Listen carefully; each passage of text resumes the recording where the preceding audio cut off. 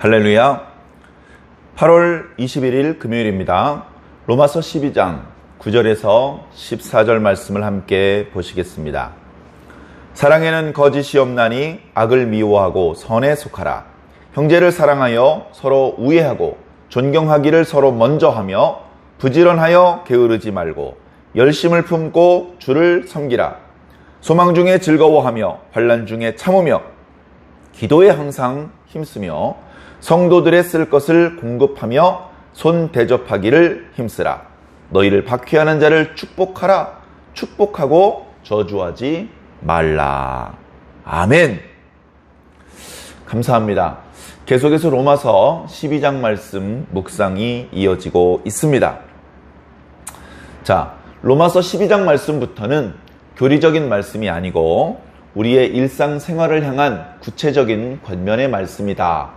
특별히 무슨 사물이나 무슨 동물이나 식물과의 관계를 말하는 것이 아니고 옆에 있는 사람들과의 관계에 대한 말씀이다.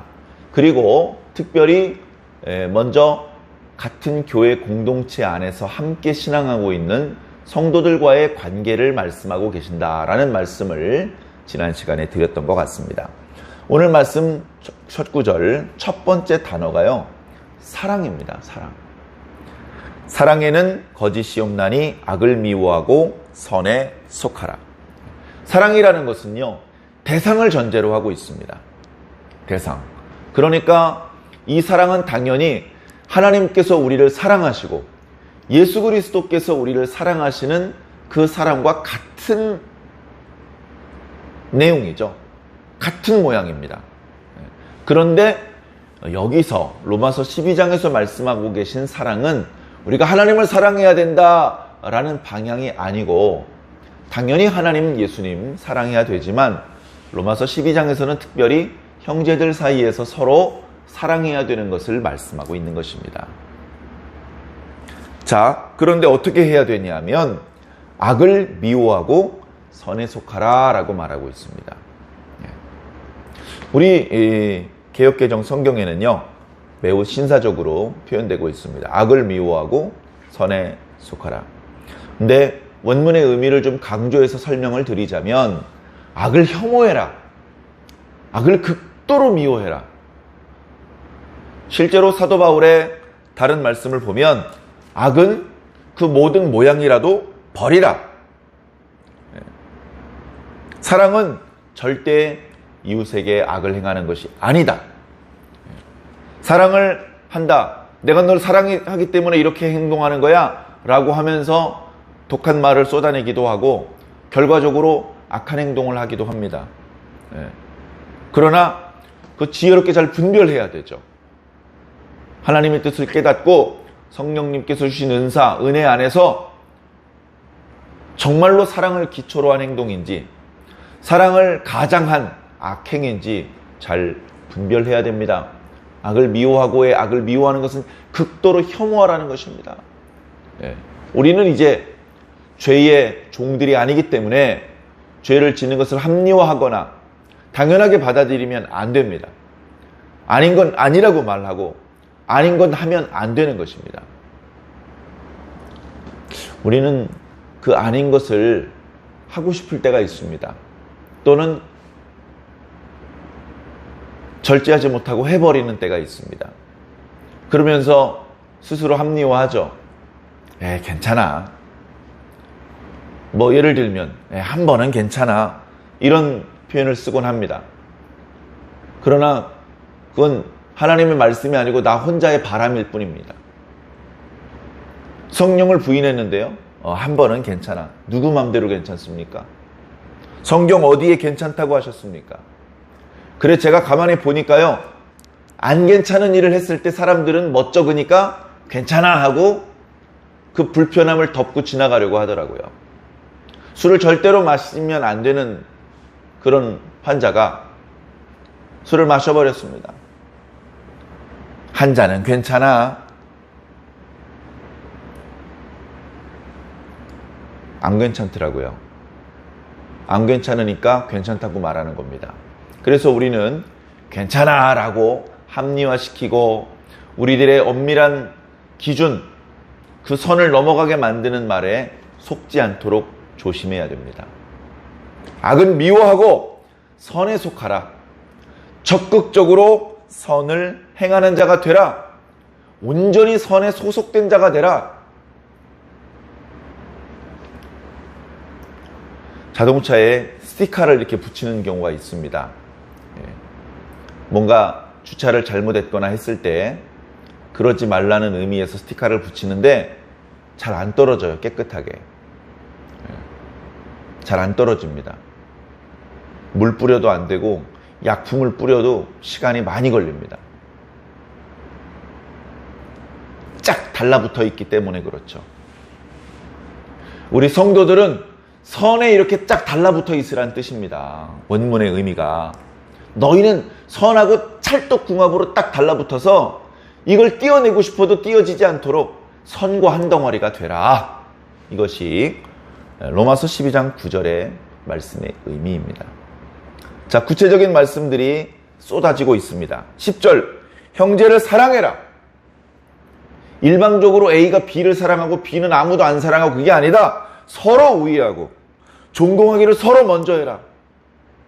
나이가 적은 사람이 나이가 많은 사람을 존경하고 헌금을 많이 하는 사람, 교회 공로가 많은 사람을 상대적으로 좀 그렇지 못한 사람을 존경하고 그게 아니고 서로 존경하라. 서로 존경. 저 사람은 존경할 뭐 좀 없는데요. 저 사람은 공로가 많은 것도 아니고 믿음이 큰 것도 아니고 기도를 많이 하는 것도 아니고 전도의 열매가 많은 것도 아니고 뭐 무슨 학문이 많은 것도 아니고 나이가 많은 것도 아니고 그런 인간적인 잣대와 기준을 버리고 하나님의 말씀을 붙잡아라. 로마서 12장 10절의 말씀에 서로 존경하기를 먼저 하라 그랬는데 무슨 다른 말이 필요해.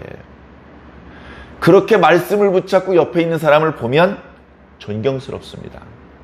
존경스럽습니다. 여러분 주일날 교회에 오시죠? 교회에 오시면 나만 오는 게 아니라 저 사람도 오고 저 사람도 오고 교회 오는 게 뭐 당연한 일이잖아요. 그런데 마음을 다르게 해서 보면 내가 지금 교회에 와 있는 게 기적이에요. 근데 저 사람도 교회에 왔네? 와, 대단하십니다. 대단한 일을 하고 있는 겁니다, 그분이. 그걸 인정해주고 존경해주는 것이 뭐 그리 대단한 것이고 뭐 그리 이상한 일이겠습니까? 자연스러운 일이고 당연히 그렇게 해야 되는 것이죠. 자, 11절 부지런하여 게으르지 말고 열심을 품고 주를 섬기라. 아, 주님을 섬길 때 부지런하라는 말씀이구나. 주님을 섬길 때 열심을 품으라는 말씀이구나. 주님을 섬길 때 당연히 부지런하고 열심을 품어야 합니다. 그러면 주님 말고 나와 함께 주님을 믿고 있는 옆에 있는 성도들을 섬길 때는 어떻게 해야 됩니까? 그들을 섬길 때 주님께 하듯 하고 사람에게 하듯 하지 말라라고 또 다른 말씀에서는 기록하고 있습니다. 이 모든 일 가운데 부지런함이 있어야 됩니다. 우리가 일을 할 때 부지런함으로 해야 됩니다. 부지런함을 뭔가 이렇게 방향을 잘못 설정한 채로 부지런하게 가면 일이 더 꼬이잖아요. 물론 방향을 정확하게 잡아야 됩니다. 성실하게, 부지런하게, 지혜롭게 그런 의미들이 이 부지런하다는 말 속에 다 포함되어 있어요. 우리가 잠언 말씀을 과거에 묵상을 한 기억이 있는데 지혜로운 것, 그것을 강조하는 잠언 말씀에 동일하게 부지런한 것, 그것이 같이 들어갑니다. 부지런한 것은 지혜로운 것과 항상 같이 따라다닙니다. 미련한 것과 게으른 것은 거의 같은 말처럼 취급되고 있습니다. 우리가 일상을 살면서도 충분히 공감할 수 있는 내용들입니다. 우리는 부지런해야 됩니다. 그리고 주님을 섬기려면 설렁설렁 이렇게 미지근하게 섬기면 안 됩니다. 우리가 젊은 남녀가 서로를 사랑할 때 설렁설렁 사랑합니까? 불이 붙어 보십시오. 날마다 만나고 싶고 손잡고 싶고 그렇게 열심을 품고 서로 사랑하고 만나고 하지 않습니까? 우리가 주님을 사랑한다면 당연히 열심을 품어야 되죠. 우리가 우리 부모님을 사랑한다면 부모님 날마다 전화하고 날마다 찾아가서 얼굴 보고 필요한 게 있다 그러면 달려가서 사드리고 그러지 않겠습니까? 주님을 사랑하는데 주님 요새 바빠요 저 그렇게 말한다면 사랑이 식은 거죠. 우리가 주님을 날마다 만나러 가야지 못할 일상의 분주함이 물론 있겠지만 주님을 사랑한다면 좀 더 뜨거운 열심을 품는 것이 자연스러울 것입니다. 자, 소망 중에 즐거워하며 환난 중에 참으며 기도에 항상 힘쓰며 우리가 주님을 섬기고 형제들을 섬기고 신앙생활을 이어가는데 어떻게 보면 반드시 고난이 있을 것입니다. 반드시 고난이 있을 것입니다. 고난을 어떻게 해야 됩니까? 참아야죠. 근데 잘 안 참아집니다. 고난을 인내하는 것이 쉽지가 않습니다. 그것을 인내하려면 어떻게 해야 됩니까? 소망이 있어야 됩니다. 소망. 갈대밭에 가보니까요, 제가 제 키보다도 더 큰 갈대가 빽빽하게 이렇게 있는 갈대밭을 가봤습니다. 거기서는요, 길을 잘못 들어서면 길을 잃어버린답니다. 들어갈 땐 신기하고 재밌게 들어가는데 못 나와요. 그래서 깔깔거리고 왜 길을 잊어버려 하고 들어가 놓고서는 길을 잃어서 어른들도 당황하고요.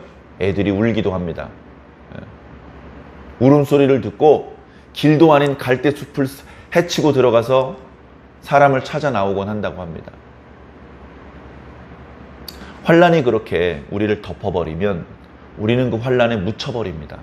인내하고 이겨내지 못하고 환난에 묻혀 빠져버리는 것이죠. 근데 그러지 않고 뒤꿈치를 들어서 자기 키보다도 큰 것 같은 그 갈대보다 더 높이 모가지를 내밀고 보면 5m만 더 가면 이제 갈대가 없는 곳으로 나갈 수 있구나. 이런 것을 보면 그 5m를 참을 수 있는 것이죠. 불안해하거나 두려워하거나 당황할 필요가 없는 것이죠. 그것이 바로 소망입니다. 이 고난이 계속되는 게 아니야. 이 환난은 영원한 것이 아니야. 이건 지나가는 거야. 이 환난 뒤에는 우리를 기다리시는 주님이 계셔. 주님께서 우리의 눈물을 닦아주시고 우리의 모든 소원을 만족하게 해주셔. 그런 소망이 있어야만 환난을 이길 수 있습니다. 그리고 당연히 기도해야 이길 수 있죠. 그래서 이것이 12절에 한 덩어리로 묶여 나온 겁니다. 소망 중에 즐거워하며 환난 중에 참으며 기도에 항상 힘쓰라. 자, 13절 상대방 중에 누구요? 같은 신앙의 동지. 같은 신앙의 동지를 13절에 두 종류로 말씀하고 있는데요. 하나는 성도들, 하나는 손이라고 표현하고 있습니다. 여기서 성도는 누구냐? 같은 교회 안에서 신앙을 이어가고 있는 같은 교회 지체를 말하고요. 손은 다른 교회 지체가 방문한 것. 예를 들면 사도 바울이 전도 여행을 하다가 우리 교회 방문할 수도 있고요.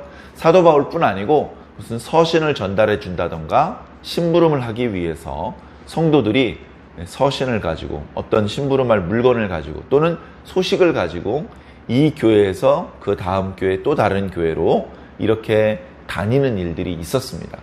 그런 경우에 어떡합니까? 어렵더라도 숙식을 제공해 줘야 되죠. 주의를 위해서 목숨을 걸고 만리타양 발바닥 부러뜨는지도 모르고 뛰어다니는 그 사랑스러운 일꾼을 사랑으로 영접해주고 편안하게 쉴 수 있고 다시 기운을 차릴 수 있는 음식도 제공해주고 그것이 교회가 해야 될 마땅한 일입니다. 성도들의 쓸 것을 공급하고 손님 대접하기를 힘쓰라. 그리고 우리가 상대해야 되는 또 다른 사람 중에는 우리를 박해하는 자도 있습니다. 또 즐거워하는 자들도 있고요. 우는 자들도 있고요. 계속해서 말씀이 이어지는데요. 그 모든 분들에 대하여 마치 예수 그리스도가 그들을 대하는 방식으로 대해야 된다는 것입니다. 예수님께서 이 땅에 계실 때에 많은 종류의 사람을 만났습니다. 다양한 방식으로 그들을 대하셨습니다. 지금은 예수님이 우리 곁에 안 계시죠? 그러나 예수님이 여지 아래 계셨더라면, 예수님이 그 사람을 만났더라면 무슨 말씀을 하셨을까? 어떤 표정이었을까? 어떻게 그 사람을 대해 주셨을까? 그것을 생각하면서 예수님이 하셨을 방법으로 그 형제, 그 이웃들을 대하여 주는 것이 우리 성령 받은 성도들의 마땅한 삶의 방법이 될 것이다 라고 말씀해 주고 있는 것입니다. 오늘 우리가 그렇게 살아야 됩니다. 자, 이제 앞으로 계속해서 말씀이 이어질 텐데 먼저 우리 교회를 한번 돌아봅시다. 우리 교회는 이제 그렇게 큰 교회는 아니죠. 성도님들이 그렇게 많지 않습니다. 큰 교회는요, 아무개 집사 왔어 안 왔어? 글쎄 잘 모르겠는데. 근데 그 집사님이 교회 예배 드린 날도 못 보고 지나친 사람이 많아. 그러니까 직접 본인한테 전화를 해서 확인하기 전에는 그분이 교회에 왔었는지 안 왔었는지 확인할 길이 없는 경우도 있습니다. 성도들이 많은 교회는 더러 그럴 수 있습니다. 근데 우리처럼 작은 교회는 그럴 수가 없죠. 오늘 아무개 집사님이 안 보이네. 오늘 아무개 집사님이 나왔네. 오늘 우리 교인이 아닌 새로운 얼굴이 나왔네. 이거 금방 알 수 있지 않습니까? 예. 그래서 새로운 분이 오면 안녕하세요. 어떻게 오셨어요? 그렇게 인사를 나눌 수도 있고, 또 우리 성도들이 오면 서로 안부를 날씨 더운데 잘 계셨어요? 이렇게 인사를 나눌 수도 있고, 또는 아무개 집사님이 오늘 안 보이네. 무슨 사정이 있나? 사정을 들었으면 사정 이야기를 듣고 그런 사정이 있었구나. 사정을 누가 아는 사람이 없으면 아무라도 누가 먼저 전화해서 집사님 무슨 일 있으셨어요? 이렇게 안부를 물어볼 수도 있고. 그게 사랑이라는 겁니다. 그게 신앙이 있는 사람의 건강한 모습이라는 겁니다. 우리가 먼저는 우리 교회 공동체의 구성원들, 우리 교회에서 함께 기도하고 말씀을 듣고 신앙하고 있는 성도들을 먼저 생각하면 좋을 것 같습니다. 그래서 오늘 새벽에 기도할 때는 그런 분들의 이름과 얼굴을 떠올리면서 기도해 주시면 좋을 것 같습니다. 요즘 코로나19 때문에 대면해서 예배드리기 어려운, 부담스러운 그런 때를 맞이하고 있습니다. 그래서 영상으로, 음성으로 말씀을 듣고 그렇게 다소 불편한 방법으로 예배를 드릴 수밖에 없는 때인데, 그런 상황 속에서도 믿음이 식어지지 않고 계속해서 소망 중에 즐거워하며 환난 중에 참으며 기도에 항상 힘쓸 수 있는 성도들이 될 수 있도록 서로를 위해서 기도해 주시기를 꼭 부탁을 드리겠습니다. 기도하겠습니다. 사랑의 하나님, 하나님께서 우리를 사랑하셨던 것처럼 예수 그리스도께서 우리를 너무나 사랑하셨던 것처럼 이제 우리도 서로 사랑할 수 있기를 간절히 소망합니다. 형제를 사랑하여 서로 우애하고 존경하기를 서로 먼저 하라. 주님 말씀하셨는데 우리도 처음 믿기 시작했을 때에 그렇게 하나님과 예수님의 사랑을 받았던 것처럼 성도들의 사랑과 섬김을 받으면서 신앙을 시작했습니다. 이제 우리 안에 신앙의 성장과 성숙을 이루어서 우리도 우리 옆에 있는 형제들을 사랑하고 섬겨야 합니다. 존경하기를 먼저 해야 됩니다. 서로를 향해서 지체의 역할을 해줘야 마땅한 줄로 믿습니다. 이것이 구호로 그치지 않고 말로 그치지 않고 실질적인 필요를 채워줄 수 있는 그런 섬김으로 발전해야 될 줄로 믿습니다. 그래서 성도들이 쓸 것을 공급하며 손 대접하기를 힘쓰라고 또한 권면해 주셨습니다. 먼저는 우리 교회의 공동체, 우리 교회에서 함께 말씀 듣고 기도하며 신앙을 하고 있는 그런 교우들을 먼저 생각을 합니다. 사랑하는 교우들을 하나님께서 사랑하고 축복하여 주시며, 특히 지금 무덥고 또 코로나19 때문에 교회에 출석해서 예배드리는 것이 부담스러운 이때에 영상으로 예배를 드린다고 하지만 매우 불편한 그런 방법인데, 그럼에도 불구하고 계속해서 하나님께 예배드리고 말씀을 들으면서 그 믿음이 식어지지 않고 그 소망이 점점 뜨겁게 타오를 수 있도록 주님 도우시고 인도하여 주시기를 간절히 소망합니다. 그래서 이 코로나19가 지나가고 다시 교회에 모여서 함께 만나 찬송하고 기도하고 예배를 드리며 기쁨을 나눌 수 있도록 주님 붙들어 주시고, 우리가 매우 약하지만 우리를 통해서 더 많은 이웃들이 주님께 돌아올 수 있도록 주님 인도하여 주시옵소서. 주님 홀로 큰 영광 받아 주옵시기를 살아계신 우리 주 예수님 이름으로 믿고 기도하옵나이다. 아멘.